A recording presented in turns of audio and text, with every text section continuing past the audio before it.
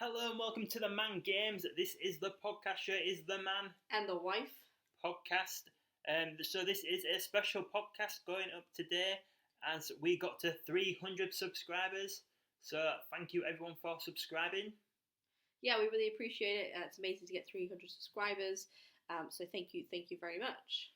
So this is a special look at our visit to the For Love of Wrestling 2019. Yeah, so we went in April last year. Yes, it was April. I want to say, I can't remember the dates if I'm honest actually. So it was April 27th. We went. It was over 2 days, so they were there for the 27th and the 28th. Only some certain people were there on certain days. Also, there is another video about this on the channel, but it is me actually showing you the items I got signed. So yeah, if you enjoy this podcast, look out for the other video on the channel. So both the podcast and the video going up as specials. So they're both going up around the same time, just so you guys know that. So yeah, the For Love of Wrestling is kind of like a Comic Con where you meet your favourite wrestlers. Yeah, it's like a wrestling Comic Con, I suppose you could say. Yeah. So you go, there's lots of obviously wrestlers that you get to meet, you get photo opportunities, lots of good stalls there as well to buy lots of like vintage and old school figures and merch and stuff like that. But as well as stuff with lots of stalls with new stuff as well. So that was really good to have a little wander around. Yeah, so the people that were there on the day, obviously we didn't meet everyone, but there was Pete Dunne, Hacksaw Jim Duncan, Scott Hall, Ted DiBiase, Matty Jannetty, Sid Vicious, Jimmy Hart, Emma, Summer Rae, Kevin Nash, Eric Bischoff, the Brooklyn Brawler, Virgil, Booker T, Christian, Bret Hart, Ric Flair, Lita, Chris Jericho, Brutus the Barber Beefcake. Also there on the Sunday, obviously we only went there for the Saturday. On the Sunday, RVD, Rob Van Dam and Kelly were there also. Jeff Jarrett was meant to be there, but I'm not sure why he couldn't make it. And also I think the Honky Tonk Man was meant to be there, but he couldn't make it also. And yeah, there's also a Jeannie Clark, I believe she's called. She was meant to be there originally. I don't know a lot about her. I think she might have been Stone Cold's wife, or I'm sure she has something to do with Stone Cold. That's where the name rings a bell. Not 100% sure though. So they were the guys that were all there. Yeah, The Undertaker was their main star. He had his own little area, so you couldn't even see The Undertaker unless you were paid money for an autograph or a photo. So yeah, this was in Liverpool at the exhibition centre. The weather was pretty wild. I think it was raining when we got there. It was raining all the time we were there, I think. Yeah, so we actually did arrive on the Friday in Liverpool, and we ended up staying the night just because it's a 3-hour drive for us to get to Liverpool. So we wanted to make sure we had plenty of time on the day to be there. But the day of the actual convention that we went, on the Saturday, it was really windy and wet. And I remember we had to queue up to get into the exhibition centre. We got there for about... It was early. 9 o'clock. I think we had 9 o'clock tickets, didn't we? Yeah, we had the early bird entry tickets. Yeah, so we had to queue up and we were around the side of the building, and it was wet. It was wet weather. It wasn't very nice. But it was worth it. Yeah, it was worth it, yeah. And also, we will talk about this again later on, maybe on another podcast, but we have been there as well for Liverpool Comic Con, where we met Sting, and also that day, it was horrendous winds that day. Yeah. Because we thought it might blow Sting's face paint off. But yeah, we will talk about that another time. This is the For Love of Wrestling episode. So if you are enjoying this, please give it a like. Let us know in the comments if you went and what you thought. Also, anyone that you guys would like to meet yourself, let us know who you'd like to meet and who you looked up to in the comments. And obviously, if you haven't already subscribed and you are watching this video as a special, you've seen that we've got 300 subscribers, you can still help us out, by subscribing and helping us reach to that 400, which is obviously like the next goal now after reaching 300. Absolutely, yeah. So starting off the day, obviously once we got inside, I remember just having a little bit of wander around. I think we just sort of tried to get our bearings a bit, have a look at some of the stalls. Yeah, you see where people are, don't you? And yeah. There was a ring in the middle for where they were doing a Q&A, and there was like a little entrance where. Also, we didn't go to it, but on the night they have wrestling there as well. Kind of like UK indie wrestling, I do believe. Yeah, but we had to head home, unfortunately. Yeah, we had work the next day, or I did anyway. And as we were walking around, the first person we ended up going to do a meet and greet with was Jim Duggan. Yep, Hacksaw Jim Duggan. And yeah, what a nice guy he was. He's one of these people that was making conversation back, I believe. Like he asked us questions before we even asked him.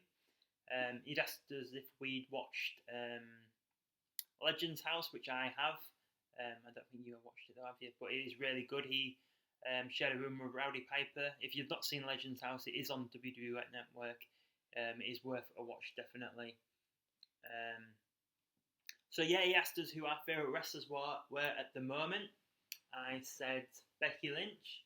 You said Finn Balor. Yeah, and he said, "Oh, you guys like the Irish." That's true. Yeah, he did. And then he said, like, who was your favourite wrestler of all time? And obviously, I said Sting. And then I said to him, "Oh, I'd just like you to know, I remember as a kid, I saw you get beaten down by Goldberg. It was when he just returned from his kidney cancer, and Goldberg, was punching his kidneys, and then there's blood coming out of Jim Duncan's mouth. And like I remember as a kid being really like scared that Goldberg was gonna, kill this man. I don't even think I've watched it back now as like an adult. I don't think I've ever watched that back. I remember Goldberg was my sister's favourite wrestler at the time, and even she didn't like, what was going on the telly. I think, to be honest, after that, she kind of didn't even want to watch wrestling with us anymore, because like it used to be me and my dad watching every Friday night, and like after that, I can't actually remember like sitting down and watching any of wrestling, especially WCW, for a while. But yeah, he said he was really happy that that I have these childhood memories of him. He must have shook my hand about 5 times. He couldn't have been a nicer guy. He was genuinely like a really nice person. There was no rushing or having to walk away quickly or anything like that. He wanted to spend the time with you. It was lovely, really lovely to meet. I think it was really good starting off with somebody like him, because obviously it's always a bit, you're not quite sure what you're going to get when you go to these meet and greets, which you totally understand. Sometimes maybe the wrestlers have had a long day or whatever, or they've got pressures from the managers or whatever, or the people who are there to get through people quickly.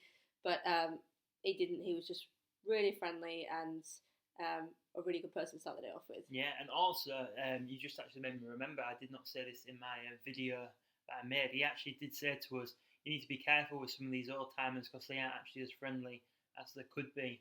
I feel like that was a really nice bit of advice to give someone, the first person you meet of the day. He did kind of like warn you, not everyone's going to be as friendly as you would like them to be.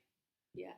Which, I think that is, it's a very honest thing for, a wrestler to say, or especially someone at these meet and greet things. Yeah, definitely. So, I think the next person we met was Scott Hall, Razor Ramon. So, he was in the ring doing a Q&A, I believe. So, we went to the front of the line, so we were the first ones to get to meet him after he returned to his table.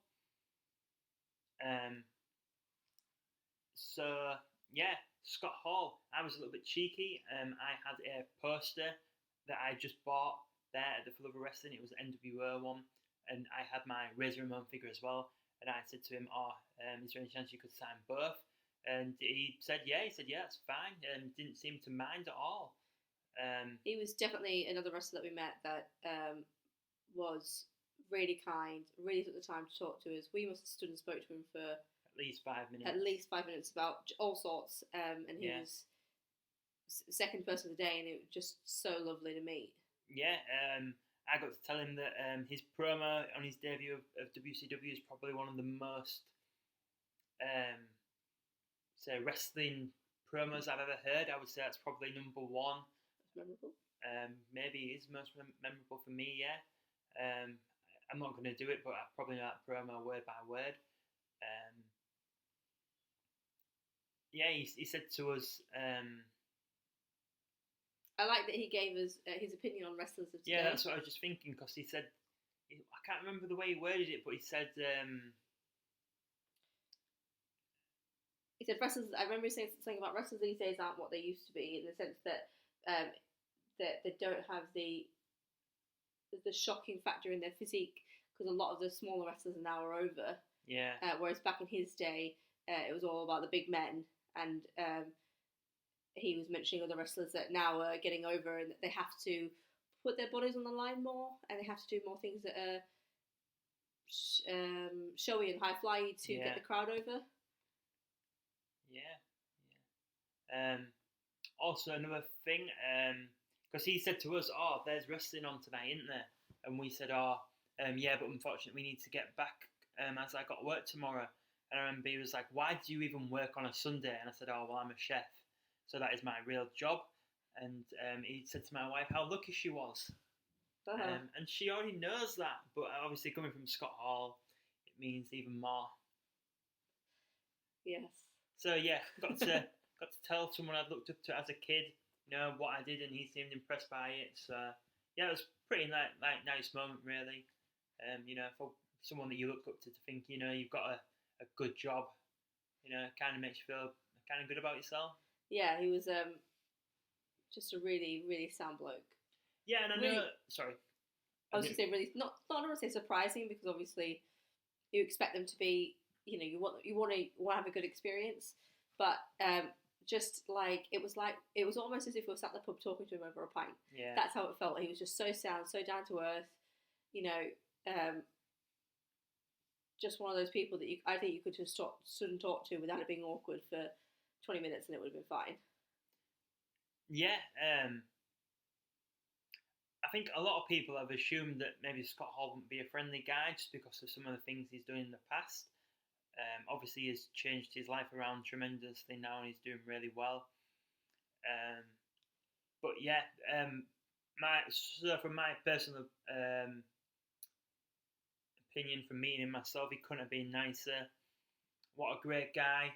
Obviously, he was really nice to my wife. I think the way people treat not just you, but when you sit and you meet someone and you can see the way you treat your wife, I think it makes you like them even more, especially if they're extra friendlier.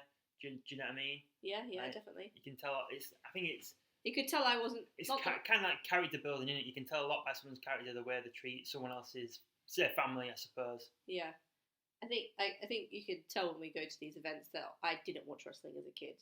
I didn't grow up watching WCW and stuff like that. I like to point out the reason I didn't watch wrestling is just because I have an older brother, and we were typical siblings, and we had a massive rivalry about everything. And he liked wrestling, which means I wasn't allowed to like wrestling just because he did. So if he wanted to watch wrestling, I would want to turn off just to annoy him, to put something else on. There was no reason for me not to like wrestling, but just to annoy my brother. And then as I got older and then I started watching it, I realised I liked it. Same with his music sense as well, and I realised I liked all the stuff he liked. Yeah, same with me and my sister. I didn't like the music that she likes, and now I probably do, to be honest. I just thought I didn't like it because he liked it, and then like AC/DC, love AC/DC. Used to make him turn off all the time. Powderfinger, love Powderfinger. Oasis, I didn't like my sister listening to Oasis, and now I quite like Oasis. So yeah, the things you do when you're a kid, you're just horrible little people, aren't you? Yeah.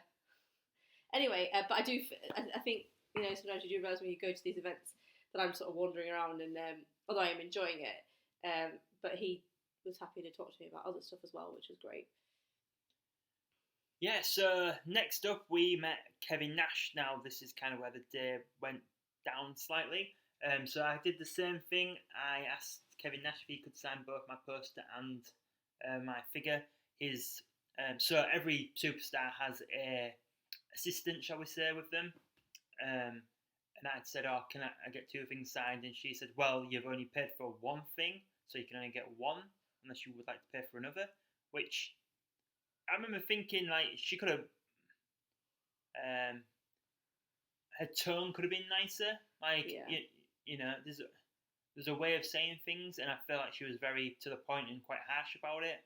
Like, I mean, maybe they think, look at this cheeky guy wanting two for the price of one kind of thing, but you don't know until you ask you know, do you? Like, Yeah, well, it was the second time we've ever been to something like this. yeah, it is, and you know, I know they say you pay a lot of money, don't you? And Yeah. I don't know what's the difference between getting one thing signed or two. I guess when people come up and get loads and loads signed, you know, and that gets a little bit suspicious. But anyway, it is what it is. Yeah, so that kind of, I suppose that kind of made me lose my confidence a little bit, because after Nash signed my picture, which I think he actually only wrote K Nash as well. He didn't even write Kevin Nash, I don't think. I just said to him, I'd just like you to know you've been one of my favourite wrestlers since I was a child. And I think he kind of just nodded at me. I can't even remember if he actually spoke to me. And I just kind of said, all right, cheers, and walked off. It just all seemed really awkward. If I could go back, I probably would do it a lot differently. But yeah, a bit of a shame, really, how things turned out that way. But it is what it is. You just got to get on with it, and hopefully I could meet him again one day and things could be a lot different. Yeah, he was a bit of a, especially after coming off Jim Duggan and then Scott Hall, and then, you know, we both times had nice, decent conversations, and there was, you know, a lot of back and forth and friendliness. It did just seem to put a bit of a sour taste in my mouth, I think, meeting Kevin Nash. It was quite abrupt, quite short, quite, I want to say, quite just sort of in and out sort of thing, like, yeah, not personal in any way, shape or form. Whether that's down to the assistant that started off first or Kevin Nash, obviously we can never say, but still great to meet him. Yeah, it was still nice to have met him. It's something, you know, I can tell my daughter when she gets here.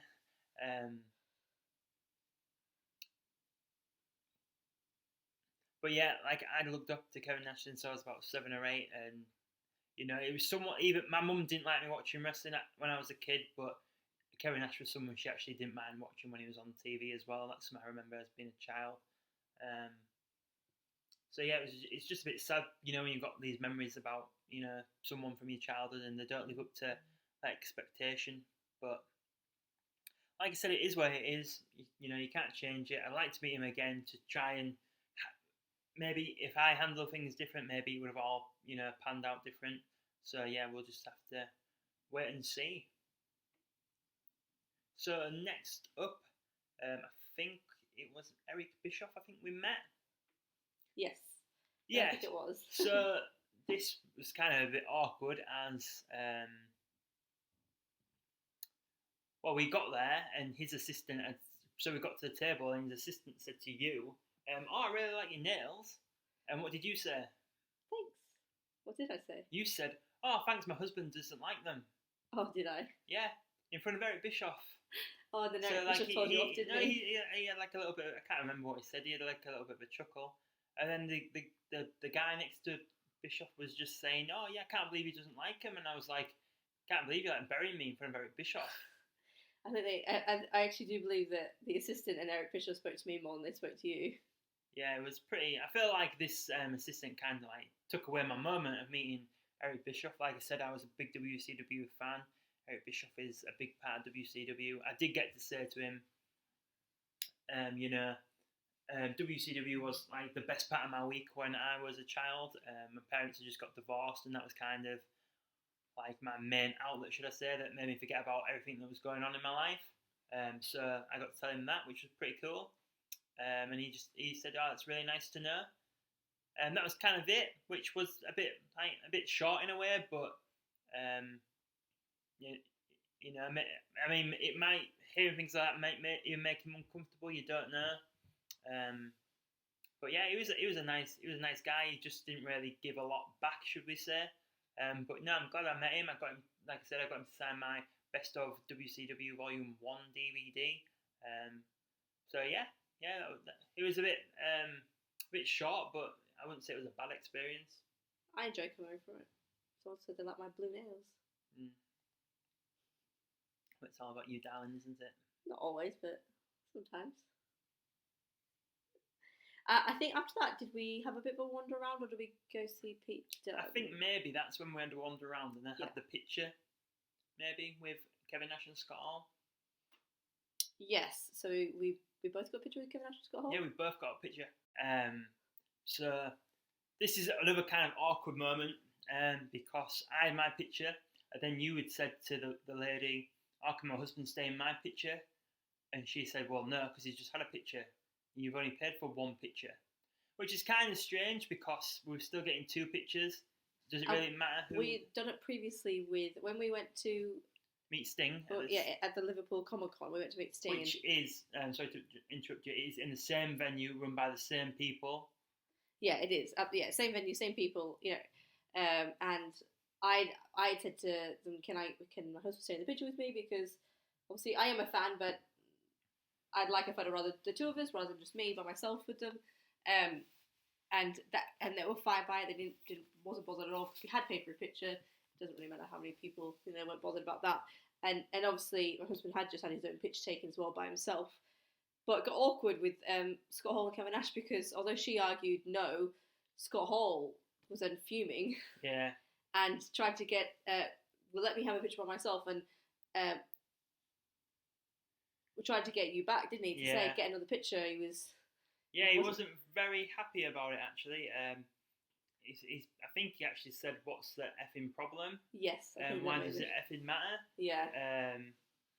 And then I said to Scott, "Oh, honestly, it's fine, don't worry about it, mate." And he said, I think he said effing D-heads, I think he might have called them. Yeah.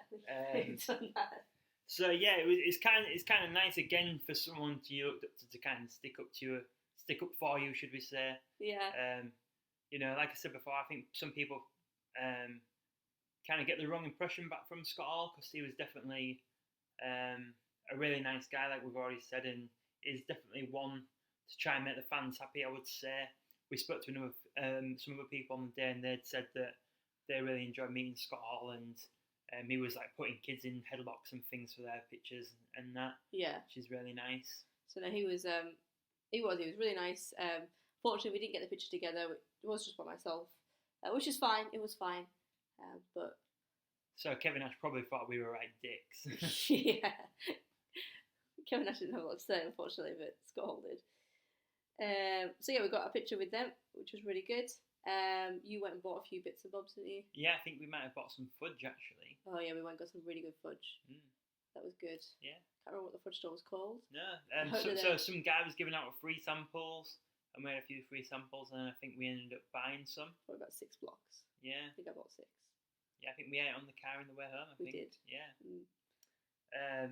So yeah, next up we met Pete Dunne. I just said to Pete Dunne, his match with Tyler Bate to take over Chicago was a really good match. So we watched it on a Sunday night. This is when takeovers used to be on a Saturday, but we watched it on the Sunday night as I've been at work all day on the Sunday. So obviously I wasn't going to stay up late in the UK and watch a takeover. So I went to work, watched the pay-per-view on the Sunday night. It probably was around 7 or 8 o'clock. And we were actually, at that point, we were on about moving home. But we kept on losing focus because Tyler Bate and Pete Dunne's match was so good. We kept on kind of losing where we were. Like we were like thinking of like such a big decision in our life as to move. And we were more interested in Tyler Bate versus Pete Dunne. That is very true. It made you agree a lot quicker. Yeah, probably, yeah. Worked out for me quite well. Great match though, it was. It was a great match, yeah. Pete Dunne was, he just said, "Oh, it's great." I kind of feel like he just kind of grunted a little bit. He did sign my Best of NXT Takeover DVD. Yeah, he was the only wrestler that was there that currently active. Yeah, like currently active. One like a newer, sort of. Yeah, upcoming star maybe. That's the word. And you could tell he was the only English person because he was sat with a Costa coffee. Yes, he was. Yeah. Which I think you could pick him up out of a line. Yeah. But it was really good to meet him because obviously we are big fans of him and his work and stuff like that. So. Yeah, it was really good to meet him. We have also seen him twice. I think twice we've seen him at wrestling now. We saw him at NXT Brooklyn, before the actual pay-per-view, before Zach Gibson, and we've seen him at a house show. So the house show, that is when he teamed up with James Drake. Ah, yes. And there's someone else, I can't remember who the other person was, and they took on Tyler Bate. Was it Trent? I can't remember. It was a 6-man tag. Was this in Orlando? No, this was in Newcastle. It's a house show. Oh, a house show. Yeah. Sorry. No, it's fine. Yeah, there was Pete Dunne, James Drake, and someone else. This was actually before, but we're going off a little bit off topic now, because we actually met James Drake in our local town. They came to a small show. This was actually before that, and we hadn't even realised we'd seen him wrestle live. Just because James Drake didn't actually have a big awareness, I would say, at the time.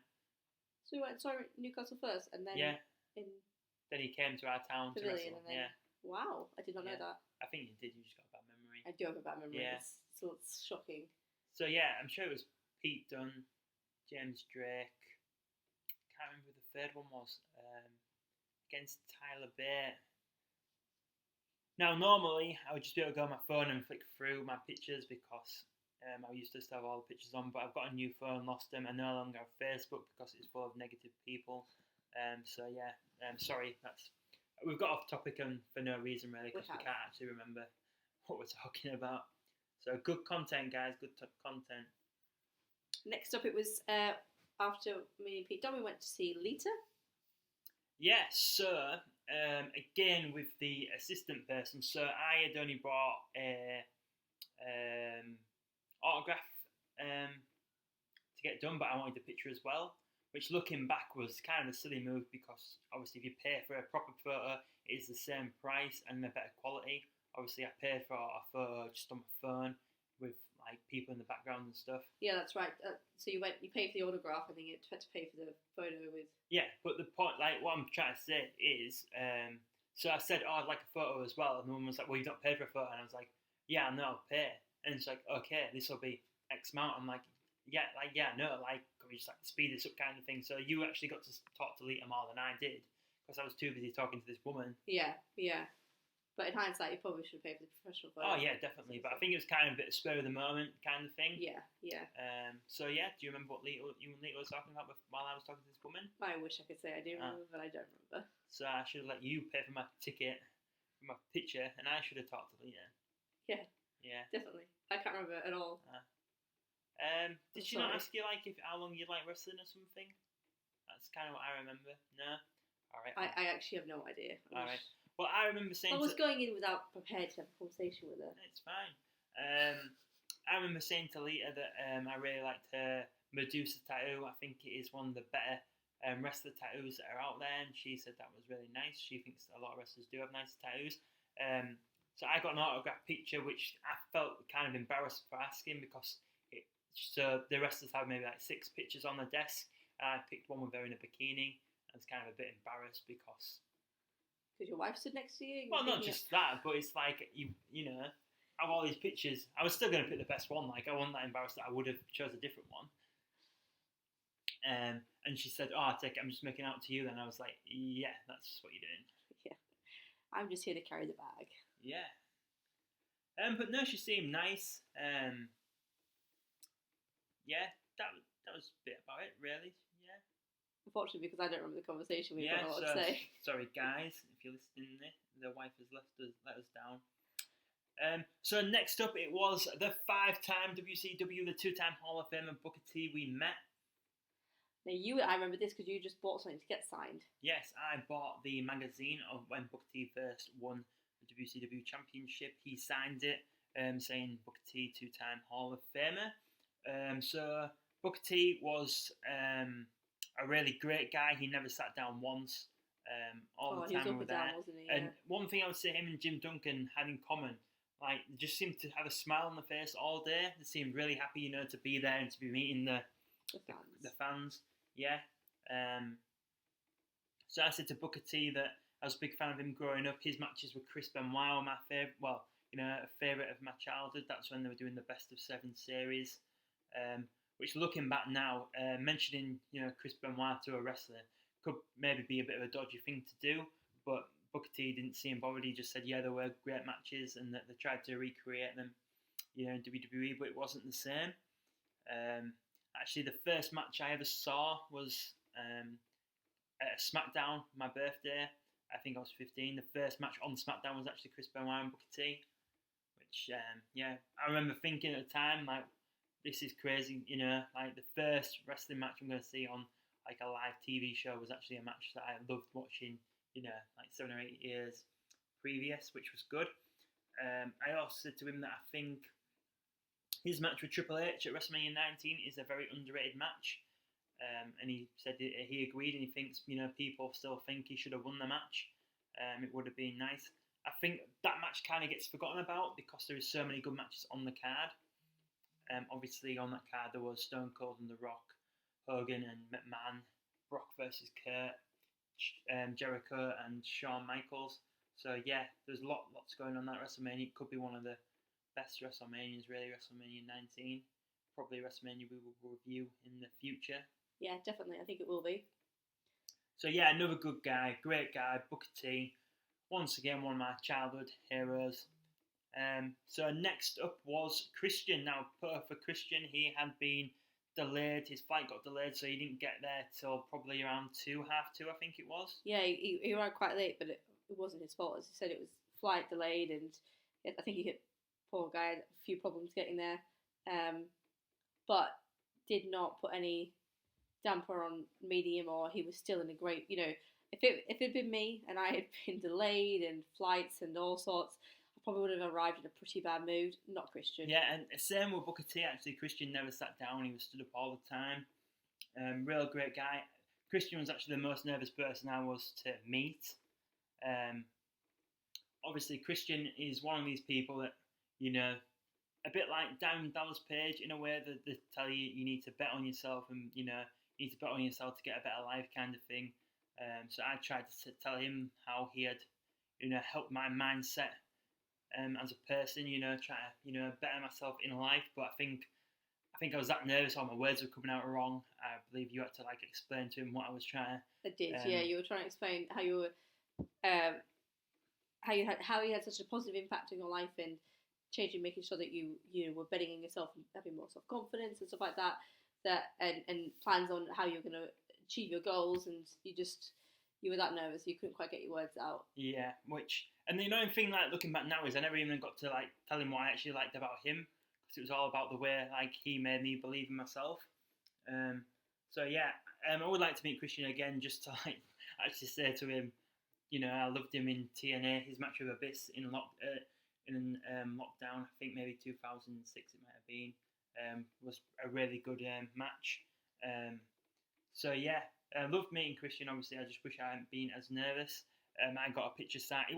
The picture I got signed wasn't the best picture he had there, but it was a picture of him and the belt. So that's why I wanted the picture, just because I feel like he should have had a better run with the championship. And if I was going to get one picture signed with Christian, I wanted it to be him as being a champion. And also, Christian actually asked us where we were from. I remember we were like, oh, it's takes us 3 hours to get here, and he was like, oh wow, you travelled all this way. Yeah, you think, well, you've just flown all this way to allow us to meet you, and yeah, he was really friendly and really receptive and positive, and even still so encouraging and everything he was saying. So it was lovely. Yeah. So that is what we put forward in the YouTube channel. We started this channel and things were happening, but then you keep going and you bet on yourself like Christian tells you to, and here we are now, 300 subscribers later. Yeah, absolutely chuffed. So next up we met. We went Bret Hart. Was it Bret Hart? Oh yeah, it was Bret Hart. Yeah. So Bret Hart. Another one I think that left a little bit of a sour taste in our mouth. It was. I don't think it was his fault though. No, I don't think it was his fault. You're right. It wasn't his fault. So the assistant that he had basically rushed us, away from him. And I'd like to point out that she did this with everybody. It wasn't. Just yeah. But it was in out, and poor Bret just sort of whirlwinded. Maybe. Yeah, I think he's very whirlwinded. I think he could have done with having that little bit extra time with everybody, having a bit of a break in between people, sort of thing, that little bit of a rest. But she was just sort of boom, boom, boom, boom. Yeah, and it's one thing he has said in many interviews. He says it in his book. He said he really does like meeting his fans, especially in the UK and Germany. He has said before. So you would think he would want to spend more time with his fans also. So I had a picture signed, a picture of him with the WWF Championship. Now, I recently read his book at the beginning of lockdown, Obviously not the pay-per-view lockdown. Lockdown from the stuff that's going on in the world. I just wanted to point that out after I just said lockdown for the Christian Cage match. Thank you for the clarification. Yes. Well, I don't want people to get confused. Well, that you're in a lockdown pay-per-view. No, that I could have started reading his book at the beginning of a lockdown pay-per-view. Right. Okay.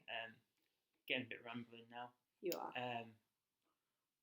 So yeah, in the book he says that when he signs an autograph, he puts 4 dots for each one of his children.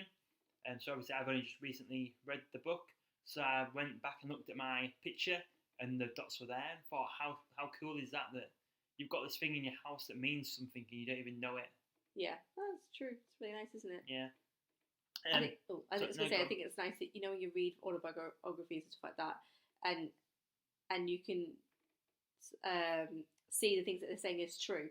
So obviously what he said about the autograph is true because you have evidence of it. Yeah. Whereas sometimes I think you read them and you're like, yeah, they're just saying that for to make themselves look good or whatever. But it's nice that it's nice to know that there's validation in what he says and what's in his book. Yeah, so I said to Bret Hart, I started watching him when he was in WCW, and he kind of pulled a face because obviously he's not very proud of his time in WCW. So as soon as I said that, I thought, I wish I'd started this conversation a little bit different, to be honest. So then I quickly moved on to, I remember getting a VHS from a car boot that my dad bought me. It was SummerSlam 94. And Bret Hart fought Owen in the steel cage for the championship, and that is it's probably like one of the best matches in SummerSlam. So I got to tell him that. He said it was a really good match also. So yeah, unfortunately, the woman kind of pushed us away, and we didn't get a lot of time with Bret. But it's nice to have met potentially one of the best technical wrestlers there's ever been. Yeah, I think another thing the woman did was because every time you get anything signed, I was trying to get a photo of you just meeting them. Oh yeah, we weren't allowed any pictures around him neither. Yeah, well, which I understand in the Lita situation when you wanted a picture with Lita, but I feel like when it's just sort of walking up and there's it's my back on my head. It's not back of your head and just sort of that little bit of so you can see that you've met him for us. I think, but it's the only person that complained about that, which was a bit of a shame. So anyway. Yeah, so next up, we were meant to get an autograph from Chris Jericho, but by this time it was getting very late in the day and we were both a bit tired. We've been on our feet for 8 hours. These shows are good, but they're very demanding on the body. Been studying queues for it's a bit like going to Disneyland in a way, just because you can be studying a queue for one thing for an hour and. Yeah, for quite some time. We weren't prepared in the food situation either. No. Who would you say was the longest we waited for? It's probably Bret Hart, I think, actually. Yeah, Bret Hart, yeah. Yeah. And so, Jericho, you'd purchased a ticket to get to meet him and get an autograph. Yeah. However, it was his photo opportunity coming up at this time that we had, towards the end of the day. So we'd asked the organisers, how did we ask? Yeah. We'd asked him if, rather than getting his... do the meet and greet later on, which would have probably been another hour or if not more, could we get a photo instead? And they said, yeah, that's fine. So we got to swap our tickets for from an autograph to a photo to get our photo with him. Yes, Jericho seems like a nice guy. Unfortunately, I only got to say, I probably said, you're alright, and then said, cheers, mate. That's probably how it went. But yeah, he was, smiley, happy. Your picture you got with him, you look like a couple, you got that close to him. I know, we got really cuddly, it was great. He put his arm around me and we got cuddly together. So it's great. It's one of my favourite photos I have, actually. And I remember we were waiting in the line for him to come for the photos, and he slowly walked up behind everyone and was like, what are you guys all waiting for? Yeah, he was having a joke with everybody in that, yeah. It was... And also, I think when we were in the queue as well, Ric Flair was just leaving his, and Ric Flair walked past us. I don't know if you remember that. Yeah, I do remember that. Also, I remember going to the toilet, and Ric Flair was in there as well. But obviously, I didn't stay and talk to him because obviously you don't want to be that guy, stalking an old man in a bathroom or restroom or whatever you like to call it. So, yeah. I'm glad you made that decision. Yeah, it's just not right, is it? Yeah, I did think I could wash my hands for an extra 10 minutes and actually meet Ric Flair for free, but I thought, no, I don't want to be that guy. So yeah, while you were waiting to So I got to wait for the photos. you got to wait for the Chris Jericho photos to get printed off. I did, in a nice long line for that. What did you get to go and do? I went and met Summer Rae, because I thought, well, if, it doesn't take two of us to wait around, so I went and met Summer Rae and got a picture with her. Also, I kind of met Emma as well, but well, not really. Because they were sat next to each other, Summer Rae had said something and Emma said, "Don't be so mean," but it wasn't like to me, it was about something else. So Emma was kind of like in the conversation, should we say. So yeah, I got a picture of Summer Rae. She was very like chatty, but not really about, like, not just a chatty person in general. She seems like someone who probably just chats, really. She said she was on about she was starving and she really wanted a deep fried sausage, but what was one of them? I said, "Do you mean a bad sausage?" And her exact words were, "F me, get me a bad sausage," which I thought, like, wow. And then Emma turned around and said to her, "Do you ever have to swear like that?" Which I thought was, quite funny. You were buzzing when you came back. I wasn't buzzing. Yes, he was. He was. He came back and said, "You won't believe what just happened." You were. Summer Rae just asked me for a battered sausage, I know pretty much. I know she'd asked you for a battered sausage and you were very happy. It's banter. It is banter. So yeah, that was the day, really. So I think purchases wise, obviously we got the NWO poster and the Booker T magazine and the DDP book we bought that day as well, I believe. Yeah, so we bought a DDP Unstoppable. What is it? That's what it's called. Unstoppable book. But all in all, it was a really good day. Got to meet some people, that I'd really looked up to. Actually, while I was waiting for you, you were in the restroom. The Brooklyn Brawler just walked straight past me to use a bin.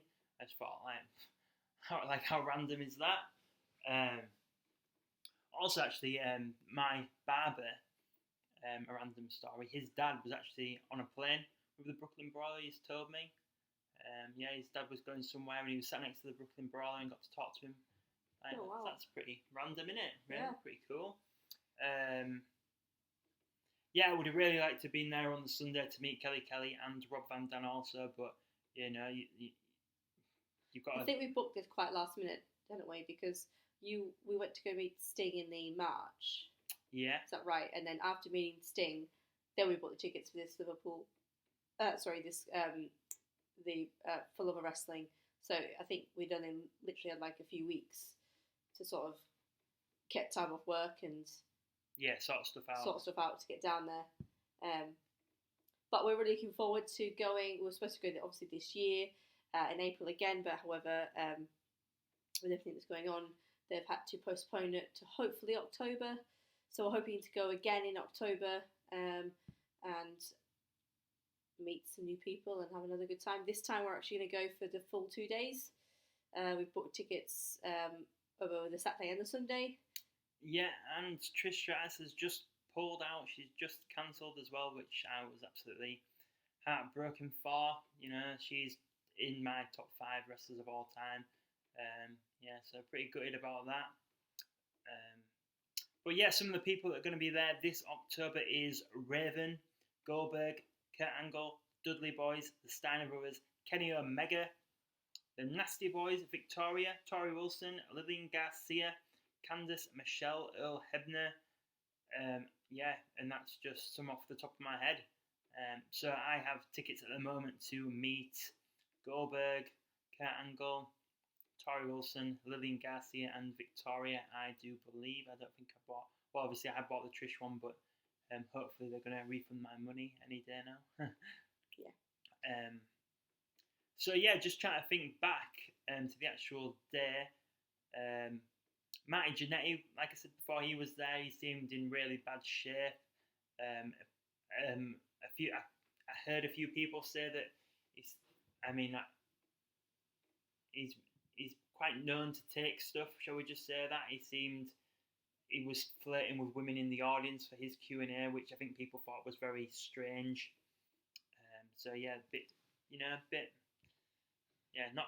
not great for a celebrity to do stuff like that. I don't think. No, it was a bit inappropriate some things. But yeah. what we should say is actually because we were there, obviously we had the one day and we had a lot of people to meet. We'd bought a lot of tickets.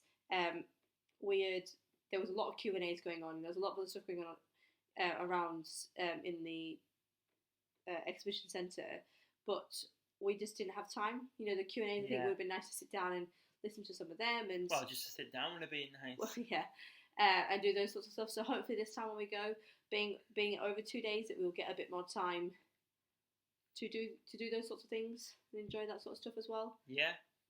One other thing I'd like to point out also as well, Virgil, like I said, was there.